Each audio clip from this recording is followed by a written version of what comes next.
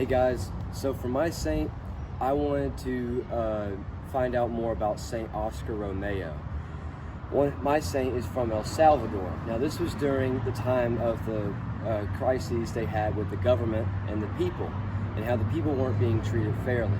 Now, Saint Oscar Romero became Archbishop back in the 1970s, and when he started in 1973 as Archbishop, he started preaching to his people. He grew up poor. His dad went through World War II. They had to go through poverty, and he even had to quit becoming a priest in the first place. For 3 years, he had to leave the brotherhood. Now, after he came back, he would work his way up the ranks to become Archbishop.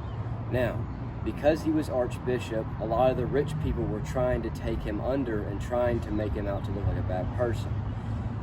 Instead of trying to fight the government, he would actually try and just continue doing his sermons, and he said that he was not trying to fight the guerrilla warfare, he was just trying to preach the word of God. He was a man of peace. He would take his time in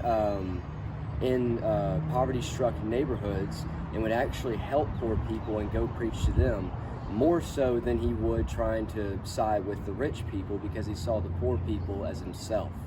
Now, a lot of his sermons were actually so good, and he actually felt that he wasn't doing enough, that his best friend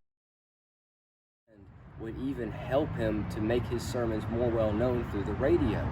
Back then, the radioing stuff back in Hispanic country was unknown, because Hispanic countries were going through way more than the U.S. had already gone through.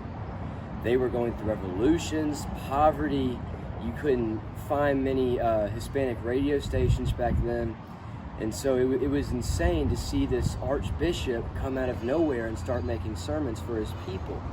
Now, this also relates to the Catechism of the Catholic Church, which in 1883, part 1883, it talks about subsidiarity.